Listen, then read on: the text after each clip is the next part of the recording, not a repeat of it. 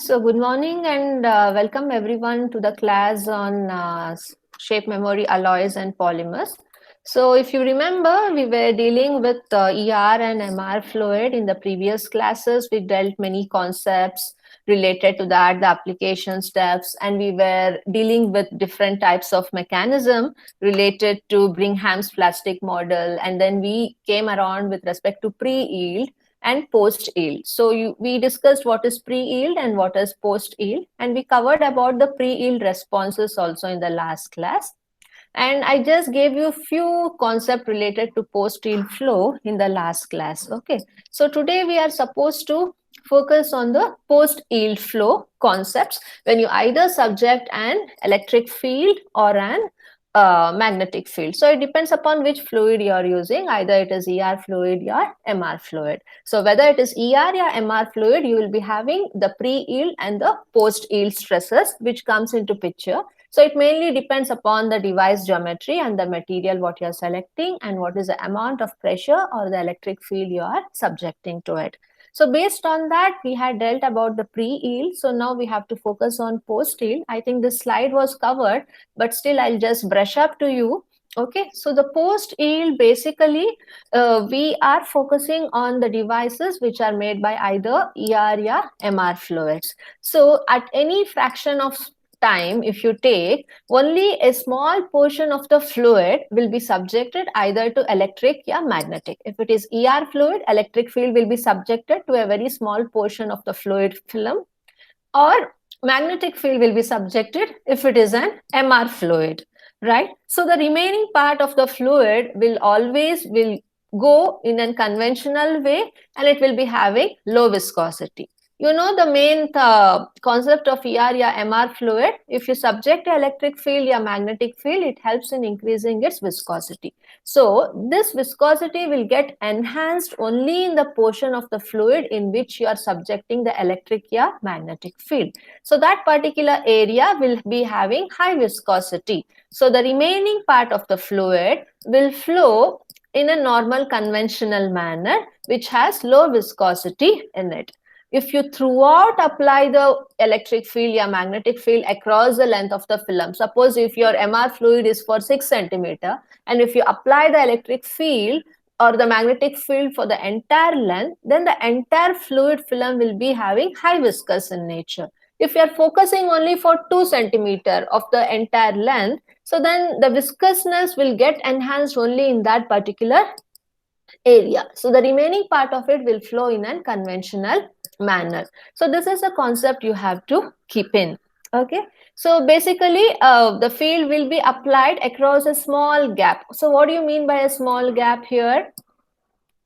So if you look at the diagram here, you'll be having an upper plate and a lower plate. So we will apply the pressure or the force. If you apply the pressure, it will be applied to the fluid directly. If you are applying the force, you'll be applying to the plate, the topper plate, which will be sliding. Okay, so in either of the case, the shear comes into picture. Here the plates will be held stationary. The stored fluid will have certain amount of pressure, due to which the shear stress and the shear strain will be induced. So this effect will be more when you have a very thin film in between the plates, because these two plates should act as an electrode when you subject an electrical field into it in case of ER fluid. Okay, so it depends upon the aspect ratio, the thickness of the film, and the plate what you are using. So the minimum amount of thickness of the film, usually it will be in microns or mm. At that case, you will be having a better effect. Either it is ER or MR fluid. So this is the concept or the thumb rule what you have to understand while focusing on the post-yield equation derivation. Okay, so for this we always keep one more concept is, for the analysis, the walls are often modeled as either parallel or flat faces. So I showed you the diagram. The plates should be parallel to each other and it should be flat. We have to assume it is flat and parallel while deriving the mathematical modeling equation. Okay, so for the analysis, we'll assume the walls will be parallel. Walls in the sense you have the fluid film here. So these walls should be parallel and the plates what you consider should be flat. Okay, So this is the basic assumption what you need to keep in. And later it is seen that the spacing of the plate is required in order to produce a field strong enough to get the required activation in the fluid. So you should be very careful about the spacing. What is the minimum spacing needed? That has to be maintained, or else it results in the short circuit. If you have very thin or very high thickness of the fluid film, then also it won't work. You should be having a proper thickness of the film in between the plates. Okay, it could be either the plate fixed or one sliding and one fixed. So one is the sliding plate here, and the first option what has been shown in the diagram here is of fixed plate. So this is a difference what you have to understand. So basically, in both the ER and MR effects, we have discussed already, it results in the formation of the fibrils or the structures. So in between so if this is the entire fluid film, so you'll be having the fibrils. Fibrils are nothing but the structures, what I've discussed with you already. In case of ER fluid, you'll be having the particles which will help in enhancing the conductivity. In case of MR fluid, you'll be having the particles like ion particles, which helps in attracting the magnetic field subjected to it.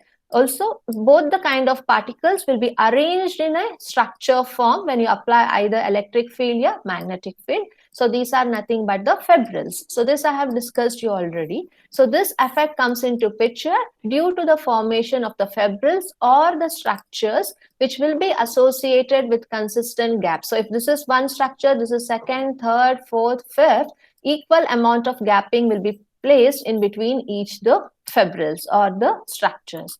Okay, so this is the reason due to which you will gain the required output from the ER or the MR fluid.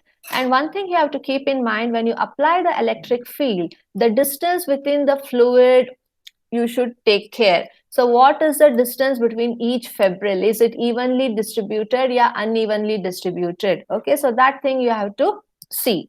And the formation of the fibrils is in the direction of the applied field. The fibrils which are formed should be in the direction of the applied field.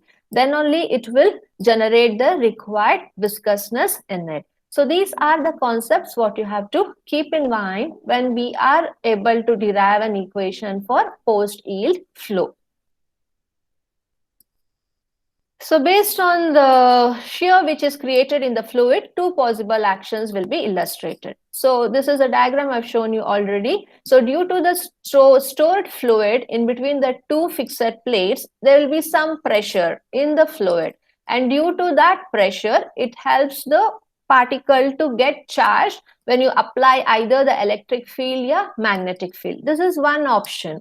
Okay, where the shear comes into picture due to fixed plate and the pressure existing in the fluid model. So that shear will be having the pre-yield and the post-yield. So pre-yield part we have studied already. The post-yield part now we are focusing on. What is the second option in which the post-yield again comes is where you have a sliding plate. So one will be fixed, one will be sliding with some velocity. So this will be the entire length of the plate. So this will be the width of the plate and this will be the height of the fluid what you have in between. So this fluid will be again either the ER or MR. Irrespective of the fluid film what you are using, the concept remains the same for post-yield flow. It is not like it is different for ER fluid and it is different for MR fluid. And even the coordinate system, be careful. So this will be X direction and the above which is going vertically upright is not Y, it will be Z direction, and where the width you have, so that is focusing towards your Y direction. Okay, so this is a coordinate system what you have to follow. So we need to analyze the post-yield flow with respect to two conditions. One is the fixed plate, another one is the sliding plate as shown in the figure. Okay, so the shear could be happen either to fixed plate or sliding plate. I told you already. In both the case, the gap is small in the direction of the field. Okay, so if you apply the electric field here, the direction between the plates, the space between the plates should be very less in which you are applying the field, so that it helps to develop the required fibrils and increase the viscosity in it. Okay. Usually the thickness will be either 1 mm or in the order of 1 mm is nothing but the millimeter. It won't be in microns. If it is in microns, it will be difficult to maintain the required fluid thickness. Okay, it should be always some mm in the range of 1 to 5 mm, but the minimum requirement of the thickness of the gap between the two plates should be 1 mm. So that is the least requirement which is being needed. So later, this spacing of the plate is required in order to produce a strong electric field or strong magnetic field, because if it increases more than 5 mm or so, then it won't be able to develop the required electric field or magnetic field within the film. If you have a huge thickness of the film and if the applied electric field is not enough to make the entire fluid activated, then only a small portion of the fluid will show the viscousness. So the remaining part of the fluid will flow conventionally and it will be having low viscousness in it. Other than that, if you reduce the thickness of the film to 1 mm and you subject only the same amount of either the electric field or magnetic field, it helps the entire length of the film to get activated so that the viscousness of the entire fluid film could be enhanced. And as a result, it is better to always go up with a thickness of 1 mm so that it helps to get the required field in the direction where the electric field is applied. Okay, so this we have explained already. I'll go to the next. So this is a concept what you have to know related to the post-yield flow. So once you know about what is post-yield and how to analyze the post-yield flow and how the geometry of the fluid film is focused for this particular post-yield flow, so now we have to think about how the analysis has to be made. So the analysis of either the ER or the MR fluid flow can be carried out by a straightforward extension of elementary fluid mechanics. So everyone have studied fluid mechanics. So the elementary extension of fluid mechanics concept of straightforward extension is being used in this particular ER or MR fluid flow analysis. There also you have studied the motion of the plate. So in fluid mechanics, you have studied the fluid. Any fluid which will be moving in some velocity, so you'll be having two fixed planes. And you have studied an other concept in fluid mechanics where one plate will be moving and another plate will be fixed. So you apply some pressure and you will analyze how the flow of the fluid it is. Similarly here, we are using the same concept which is called as straightforward extension to do the analysis for elementary flow of with respect to fluid mechanics. So same concept has been implemented here. It is a very huge depth analysis. So out of that depth analysis, only a small part of the result is being focused here. So this analysis was done by Coulter, Wiss and Carslund in the year 1993. Only the summary about the results is being mentioned over here. If you go for each equation derivation, it takes really a long period of time. So that much is not there in the syllabus. You should be knowing what are the equations which are being used to do what. That itself goes on for like 2-3 slides. Okay. So the summary of it has been informed over here. So first what you will do, you will consider the pressure driven flow of ER fluid. So you will first consider a fluid which is pressure driven because you are using a stationary fluid. So whenever a fluid is in stationary, it will be having some pressure associated it with, because you are clamping between two fixed plates. You are not allowing it to move. It is clamped between two fixed plates. So some pressure will be associated in the given fluid, right? So first, we are considering the pressure-driven flow of the ER fluid, which is between two fixed plates. So these two fixed plates are called to be as fixed electrodes, because in case of ER fluid, you will be using the two plates which will be made as a conductive material. So you should apply a small silver paste, so which acts as an electrode to make it conductive. So similarly, here we are assuming that you have a pressure-driven ER fluid which is placed between the fixed electrodes for some time. Okay. So when you assign this pressure-driven fluid in between two electrodes, you have to do the analysis. So how are you going to do it? So due to pressure-driven, what happens is in basic simple analysis, you will be having a variation in the volume associated with the fluid. So this is given by the differential control volume, which will be represented by the pressure gradient. Due to slight variation in the pressure, there will be small variation in the volume of the fluid what we are analyzing. So the variation in the pressure due to the clamping between two fixed electrodes will be evaluated by pressure gradient. So this will be referred to be as delta P. Due to the pressure gradient, what happens is the shear stress will be distributed throughout the fluid layer. So you are applying the pressure here, and due to this pressure gradient, what will be happening is you'll be having the shear which will be developed across the entire film of the fluid, and hence it will produce the shear stress distribution throughout the fluid layer. So the amount of the amount of shear distribution which is developed in the film is been given by this equation. So there is a derivation where it has ended to this, but you are not worried about that. You need to give the explanation and show that because you are focusing on the post yield stress, so only related to the shear stress of post yield you should be showing the equations. That's it. So this distribution of shear will be determined by the equation as shown over here. So tau is nothing but your shear stress. So the shear stress you are showing along the z direction, okay, because this is a direction, right? So this is the z direction, x and y. So this is the pressure in which you are subjecting into the fluid film, and as a result the shear stresses are induced along the direction z. So you are focusing the shear stress along the z direction, that will be equal to minus p dash into z minus h by 2. This line is not there, okay, the vertical line which has been shown over here is not there. Why? It is a typo error. The equation will be tau of z, which will be equal to minus p dash into z minus h by 2. So here tau is nothing but your shear stress along z direction. P dash will be nothing but the variation in the pressure, okay, what you get, which is nothing but dp by dx. So instead of writing dp by dx, we are writing here as p dash. Into z is nothing but the direction in which we are measuring the shear stress, minus h. H is the thickness of the fluid film here, okay,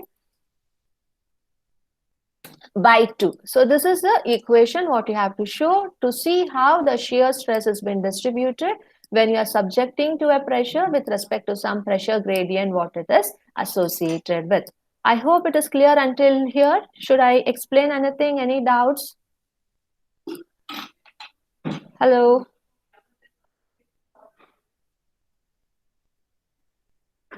Hello, any doubts related to this topic? No, ma'am. Clear enough? Yes, ma'am. Okay. So if any doubt in between during derivation, kindly let me know. So once the shear stress distribution is clear, so then we have to go for the further thing. Okay, so here you should now know something related to the critical pressure. Why? Because you are focusing on post yield. So you have post yield shear stress and pre yield shear stress. So in pre yield shear stress, there will be no such factor called critical pressure. So when it has reached the maximum yield and when it is coming down again, so at the maximum yield point, the critical pressure will be associated. So you should know what do you mean by this. So how it gets released, right? So here you have to see that due to this shear stress distribution, you have to keep one thing in mind. The shear stress distribution is always independent about the nature of the material in gap. What do you mean by this? So you have a fluid film here. So the shear stress which is developed, always it is independent about the nature of the material what you are using. It could be either ER fluid or MR fluid. And it again depends how the fluid is activated. Is it through the ion particles or is it through the conductive materials? So irrespective of these phenomena of the material, the yield stress will be independent of it. So that is the meaning of it. And as a result, the material exhibits a yield stress, then a critical pressure is required. So once it reaches the yield stress, it needs a critical pressure which is needed to make the flow.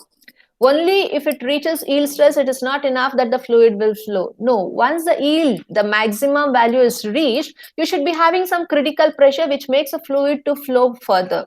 So what is that critical pressure? So that you have to identify. So this critical pressure mainly depends upon the gap in the geometry. It is nothing but, this is a geometry what you have shown, right? You have a top fixed plate and a bottom fixed plate and a fluid film here. So the gap associated between these two fluids will provide you the value or the derivation for the critical pressure. So this critical pressure will be directly related to the gap in the geometry as I showed you in the diagram. And this critical pressure, so until now we were using dP by dx, or it was only P dash. In the previous equation, you can see that we derived for shear stress distribution where we just represented P dash, which is nothing but dP by dx, which is a pressure gradient. So now we are focusing on critical value. So when you have to focus the same for critical, you should not forget to write the letter C. So you'll write dP by dx, cover this with the bracket, and in the bottom down corner, kindly suffix, please do type it as C. So this shows you this is a critical pressure which is needed to make the fluid flow once the yield stress is been reached. And this critical pressure mainly depends upon what is the gap in between the two moving plates. So that you should be knowing. So this will be basically equal to 2 into tau y along h. So you have to see here what is the direction of the shear stress we are writing. So here the shear stress is been mentioned along the y direction. Okay, so this is the direction y. So the shear stress induced in the direction y has to be considered for the critical pressure. For the normal pressure, we considered along the z direction, but for the critical pressure after the post yield, the shear stress induced in the direction y has to be considered. So this will be equal to 2 into tau y upon h, where h will be nothing but the thickness of the fluid film. Okay, so this will be the equation. So you should be able to show the equation for the shear stress distribution normal, okay, with respect to the pressure gradient, and at the critical pressure, what is the equation? So these are the two equations what you have to know. So this is a critical pressure. So now you have to think what happens if that pressure which has been developed in the fluid will exceed the critical level. So then again you have to think about what is the equation you have to derive in. So next condition is if the pressure exceeds this critical value, what happens? Whether the fluid will flow or will not flow. So you have to see if the pressure is exceeded the critical level, obviously since you have more pressure, it makes the fluid to flow only. And how will the flow of this fluid will be? This flow will be characterized by the shear of a layer near each wall, while the central portion of the fluid is unyielded. So what you have to consider here? So see here the diagram in figure 4.6. So when the pressure is still increased, so first we focused on minimum pressure which is needed for yield to occur. So after yield occurring, you need more pressure to make the fluid flow. So that was critical pressure. So even if the pressure what you are applying is more than the critical pressure, what happens you have to consider. So in that case, the fluid will flow with respect to the direction in which the electric field will be applied. But at the center, you won't be having the yielded shear stress. At the center, you can see this is a region. Okay, this entire thickness of the film is h. So here it has been mentioned as h suffix c. So what does this indicate?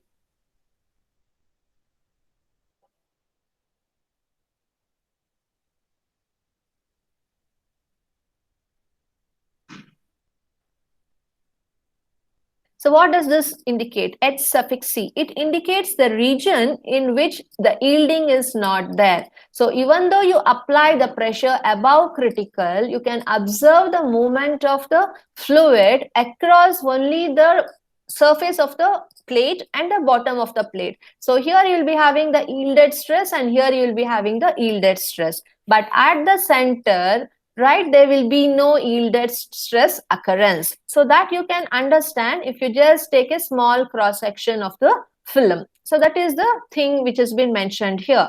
The central portion of the fluid will be unyielded. Okay, so it will not be affected because every material will respond for some range. Once that range has been crossed, so then some part of the fluid film will not work. After that also, still if you apply the pressure, then again the yielded stress will not come into picture at all. Okay, so when the pressure exceeds more than the critical pressure, the center portion will not show the yielded shear. So that you have to understand, and the thickness of that will be H suffix C. At that case, the yielded shear stress will be obtained only near the plate in the bottom and at the top. So that distance then you can mention as H suffix 1 and H suffix 2, but the center one will be H suffix C, which is unyielded film thickness. Okay, so this is the concept what you have to understand. So based on that, you have to now tell I have told you H1 represents the thickness of the film where the sheared layers across. So yielded shear means, so you'll be having the sheared layers of fluid at the top and sheared layer of the fluid at the bottom, and it will be of thickness H1. So in between layer of the fluid film will not be sheared. Even though the plates are fixed and you are applying the pressure, the shear will not come across the center.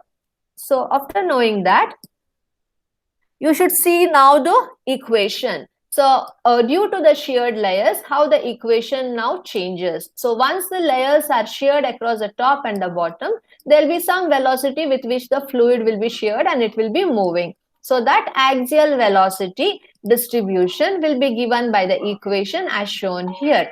So the axial velocity here will be represented by du by dz is equal to p dash into h1 minus z upon mu.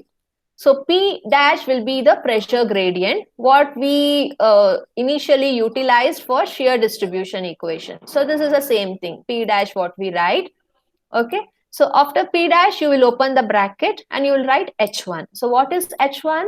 H1 is the thickness of the fluid film in which the layers of the fluid are shear yielded. So at the bottom and at the top, both you can consider to be as H1. So that is H1.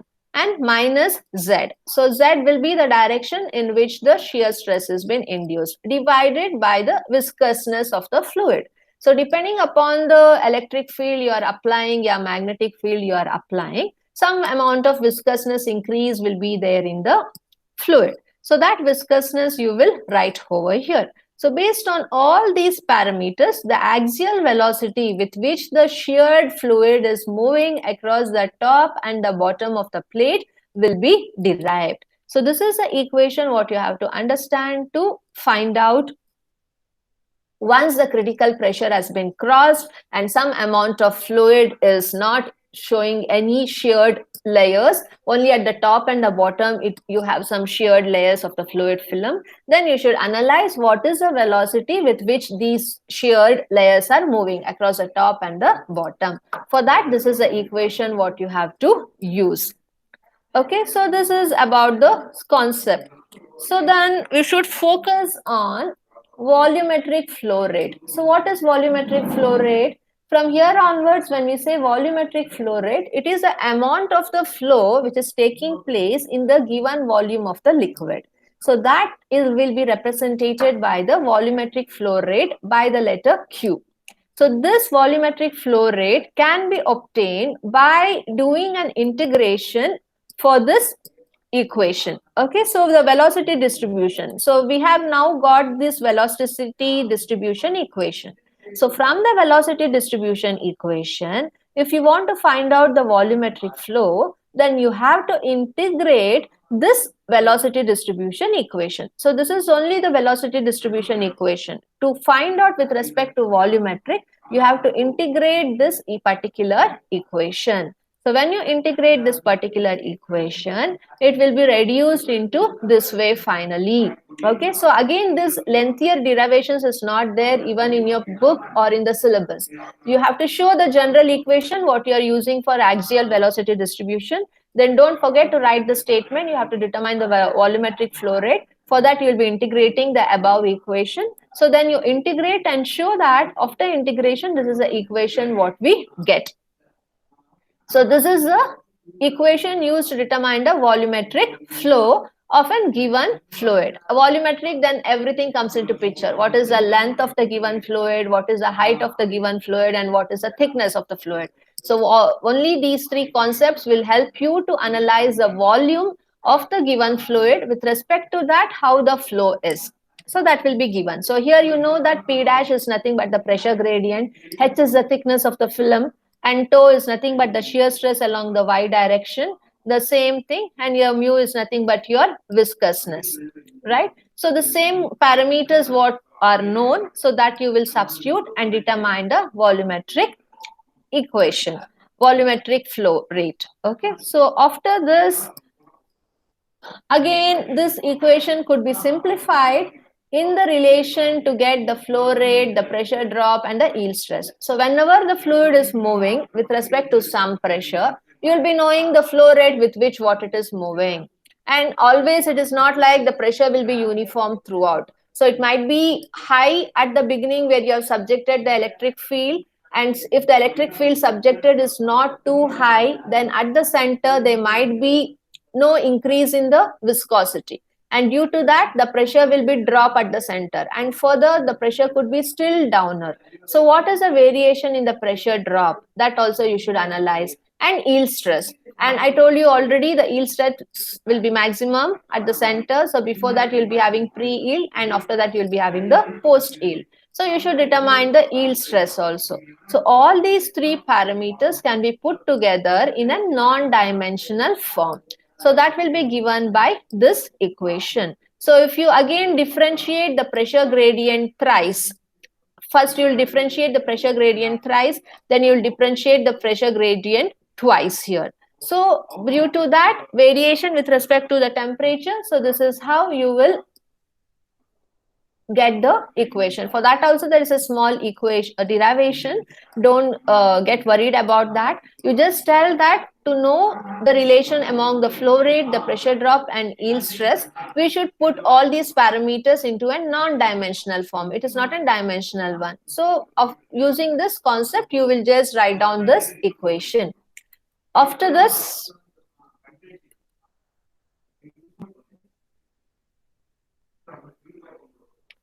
are the slides visible? Hello? Yes, yeah. Kindly listen. Yes, You have ma'am. to derive this also in the examination. Right. So here I told you the pressure gradient, which is differentiated thrice. So P star will be nothing but B H cube P dash upon 12 Q mu. So B will be the width of the fluid film, H will be the height of the fluid film, P dash will be the pressure gradient, divided by 12 is a constant value, and Q will be the volumetric flow rate, and mu will be the viscousness. So when you substitute all these known parameters, you will come to know what is P dash. And similarly, T dash you have to determine. So this will be almost the same. Only the change here is, instead of pressure gradient, we are taking the shear stress across the y direction. And instead of H cube, here we have H square. So that will provide you the value for T. So T star will be equal to this value. So you can substitute these two equations, these two values in the previous equation here, and you can simplify. Okay. So always when you do the approximation of this equation, it is always say that it seems very interesting, and we can observe that the value of T star will be always less than 0.5. So the people who have done this theoretical equation, they have mapped with that of the experimental results, and they have checked that usually the T star value will be less than 0.5. So even when calculation, if T star value will come greater than 0.5, then that shows that you might be gone wrong somewhere. Usually the value of this should come below 0.5. Okay. So basically then this equation holds good. So P star will be equal to 1 plus 3T. Suppose if you want to determine only P star, and then also you can use this equation, or else if you need the correlation between all these three parameters, the flow rate, the pressure drop, and the yield stress, then you have to go with this equation. So it depends upon what is the requirement. So this was for non-dimensional form. right? What we focused, the equation was non-dimensional form. So now if you want to return to the dimensional quantities, then this expression will be slightly changed as follows. The previous equation what we focused was for non-dimensional form, and if you need for dimensional quantities, the equation will be exactly equivalent to the equation which is mentioned over here. So delta P will be equal to delta P naught delta P naught comma H and F here. Okay, so again delta P with respect to ER fluid and again HF. So here the delta P naught value will be given by this 12 mu QL upon BH cube, and delta PER, this is specifically for this one, ER fluid. Okay, so here it will be 3L upon H into shear stress along Y direction. So here whenever P naught comes into picture, you will focus that it is the viscous component of the pressure drop. Viscous component you have to focus. Even though you have the entire length of the fluid, if you apply the electric field and if the viscousness of only this part has been achieved, then you have to focus only the area in which the viscousness has increased, right? So the area will be flowing in a conventional way with a normal viscosity, and hence this equation holds good to show the viscousness component in the pressure drop. So whenever P naught is there, it is a viscous component of the pressure drop, and whenever you get ER, it is a contribution what you get due to the induced shear stress. Okay, so what is the contribution of the shear stress? What is the contribution which come across in the fluid film due to the applied electric field? Okay, so when the electric field will be applied, it will help in inducing the shear stress. So this is the contribution value from the ER fluid. Mainly when you subject the electrical fluid, it helps in inducing the shear stress. And the subscript HF, which has been written here, it indicates the approximation in the applicable under high flow condition. So this HF represents the approximation value what you get, right, when you are subjecting that for high flow condition. So high flow condition will usually come into picture when you are applied the electric field or magnetic field in such a way that it can develop the potential for enhancement in the viscosity for the entire length, and that pressure is so good enough, it is more than that of the yield stress, so means it is more than that of the critical stress. In that case, it will be having a large amount of high flow in the fluid. So that is the indication of HF, which has been used as a subscript over here. So every step is equally important. What is the equation for shear stress distribution? What is the equation for this one, the pressure gradient, and what happens for the yields, and what is the equation for yield stress, and what is the equation which is above that, which is the critical one, right? And then we studied about the non-dimensional form to evaluate all the parameters like the flow rate and other parameters. What were the flow rate, the pressure drop, and the yield stress. So after doing, we then focused on the dimensional quantities. The same thing replicating into dimensional quantities. So for dimensional quantities, this is the equation, and we discussed what are the parameters each associated with it. And mainly you have to consider one more. Similarly, for low flow condition, the corresponding value of temperature should be greater than 200 degrees Celsius. So this is suitable for the approximation method as shown in the equation. So here P star was the equation where we focused where T star is less than 0.5. Since it was non-dimensional, we figured out the value to be less than 0.5. But when we replicate that for dimensional quantities, we speak with respect to the exact temperature. So here, whenever the T star is greater than 200, the same equation in undimensional form now will be shown in a dimensional form with a proper approximation. So this equation now changes to P star is equal to 2 by 3 plus 2 into T star. So this is an equation which holds good when you want to perform the flow condition for the temperature more than 200 degrees Celsius with respect to dimensional quantities. Always we evaluate with respect to dimensional quantities only, because we should we should be able to know what is its value basically. In non-dimensional form, it will be just a theoretical approach where we cannot map up with respect to the experimental data what we are doing. So even though you show for non-dimensional form, we should replicate for dimensional form how it is for both the cases. So that we have done it already. So now if you simplify this dimensional equation, what we derived now before, this one will be almost equal, this equation will be almost equal to this. This is a simplified version of the dimensional equation. Okay, so later you can just show in short. So you can compare these limiting cases when we include the ER term. So here it is without the ER term in the main equation. So if you just want to clarify this associated for the ER term, then this could be written in short, which will be equal to delta PER is equal to CL by H into tau y. So here we had an equation, you can notice, right? So this was only for P naught what we have shown.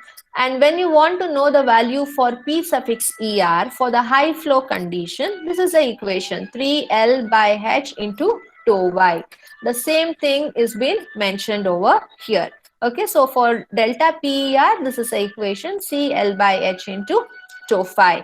So where C is mainly a constant which will be in the range of 2 to 3. So it could be either 2, 2.1, 2.2, yeah, 2.5, yeah, around 2.8, sometimes 3 also. It depends upon the type of ER fluid what you are using, what about the activating particles you are using, and what is the amount of electric field or the magnetic field you are applying. So based on the electric field applied, this constant value will vary in between 2 to 3 for any steady flow condition problem. Okay, means in our case, it could be either ER or MR fluid which is going in a steady flow condition. So in this steady flow condition, the linear velocity distribution will be given from hereafter on as shown in the equation here, it is S upon H.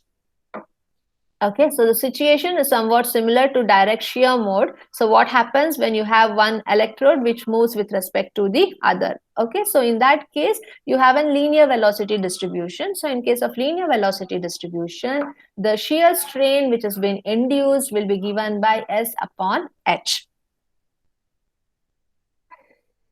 So later also the fluid and it can be assumed through the fluid thickness. Okay, so later combining this with the simple expression, and here the resultant force could be determined by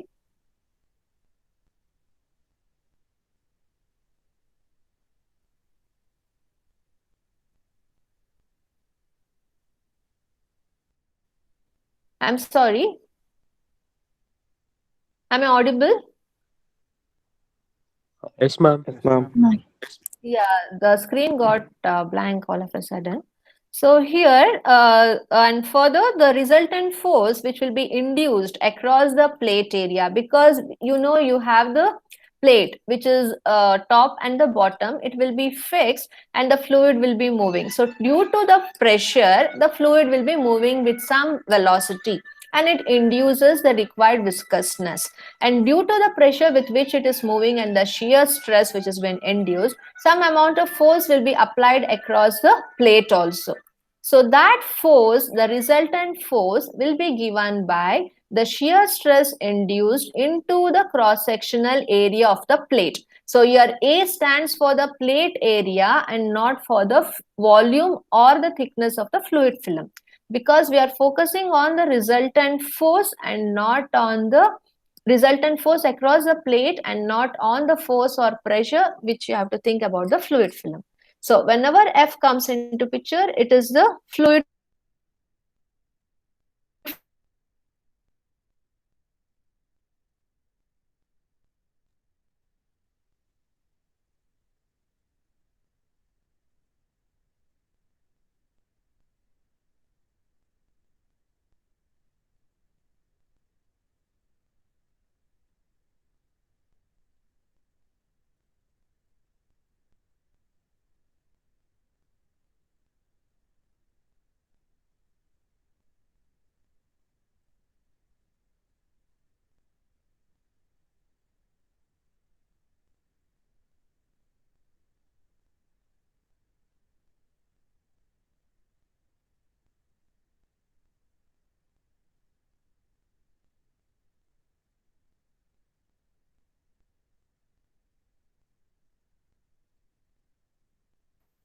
Ma'am, we can't hear anything.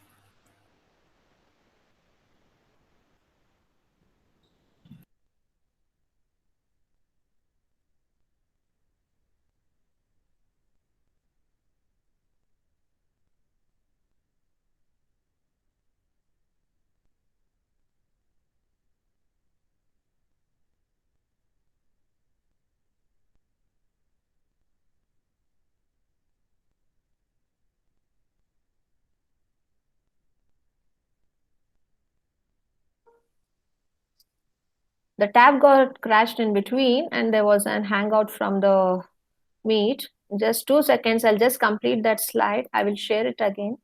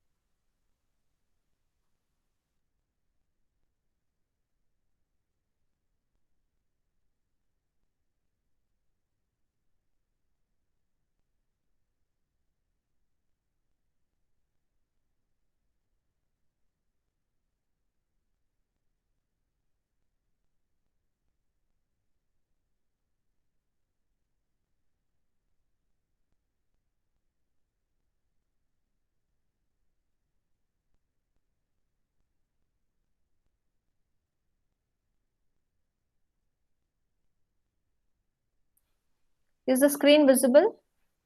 Yes, ma'am. Yeah.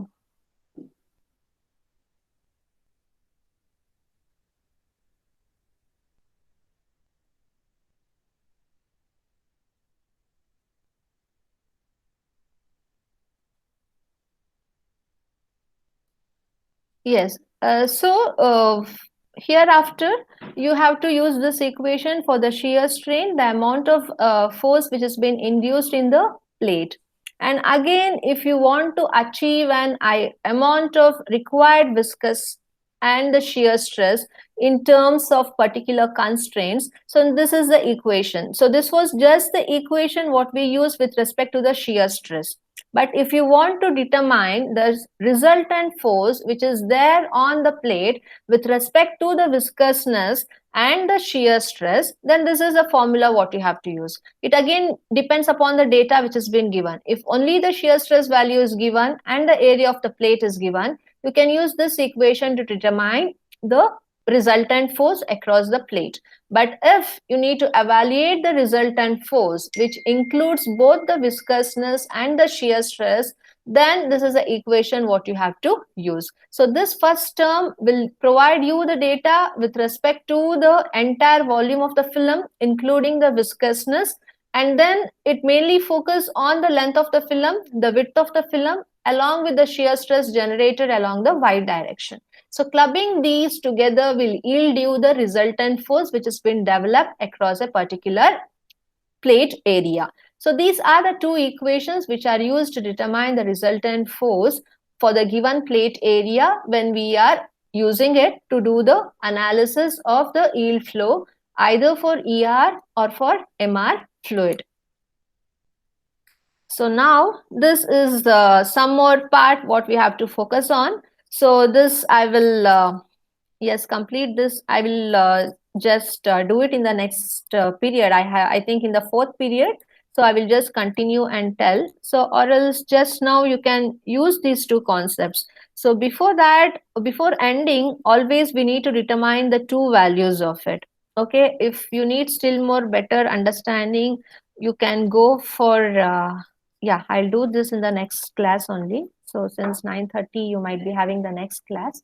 I'll start with the last two slides in the next class. I hope it is clear until now. Any doubts? No, ma'am. Kindly go through it properly. I'll be sharing all the slides once this is done after today's class. So everyone write your name and USN number in the chat room. I'll call the attendance. So today is 2nd November. Danush is there? Yes, ma'am. Okay. Mithun? Yes, ma'am. Mohan Ambal? Yes, ma'am. Sandesh? Okay. Yes, ma'am. Srinidhi? Srinidhi, yeah. Sukrut? Sukrut? Why you are absent continuously, Sukrut? This is No, ma'am, you were actually, not present. no, ma'am, I was admitted in the hospital, ma'am, due to high fever. Now you are okay. Yes, ma'am, I'm fine now. Yeah, please take care of your health. And Sri Harsha? Yes, ma'am. Yes, ma'am. Okay, okay. So everyone take care and please come back for the 4th hour class. Let us complete this and we'll discuss about the portion, exactly what will be there for your test. And the case study I have shared already. You have done an assignment on it. So the same case study will be there. I will discuss about some innovation question also in the 4th hour class. So until then, take care. Bye-bye and have a nice day. Oh, thank you, ma'am. Thank you, ma'am. Yeah. Thank you, ma'am. Yeah. Bye-bye. Yeah.